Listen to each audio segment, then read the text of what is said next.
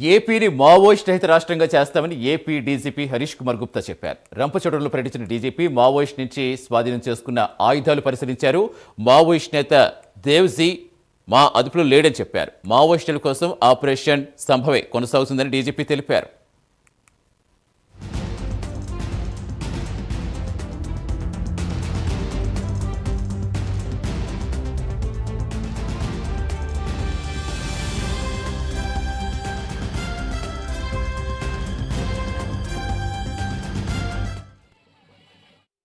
Three days నుంచి ఆంధ్రప్రదేశ్ లో operation సంభవ్ launch చేసాము.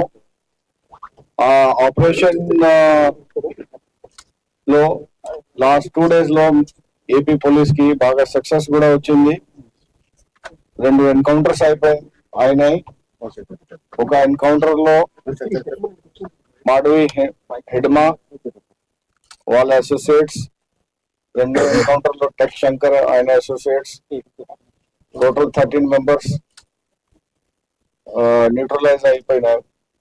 అట్లాగా దాదాపు ఒక 50 అరెస్ట్ షెల్టర్ లో వాళ్ళు వచ్చారు, ఇంపార్టెంట్ కార్డర్స్, వాళ్ళకి అరెస్ట్ చేశాము. ఈ ఆపరేషన్ లో మన పోలీస్ ఫోర్సెస్ అన్ని విభాగాల్లో, ఇంటెలిజెన్స్ కానీ, ఏఎస్ఆర్ డిస్ట్రిక్ట్, మిగతా డిస్ట్రిక్ట్ పోలీస్ ఫోర్సెస్ అందరూ ఒక 1 సింగిల్ కమాండ్ కింద పనిచేసి ఈ సక్సెస్ కి సాధించారు.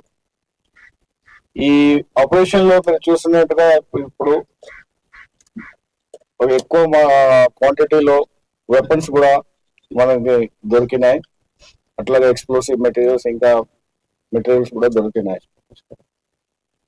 మావోయిజం ఒక మీకు గుర్తుందా, జూన్ లో మనకి ఒక ఎన్కౌంటర్ ఎక్స్చేంజ్ ఆఫ్ ఫైర్ జరిగింది.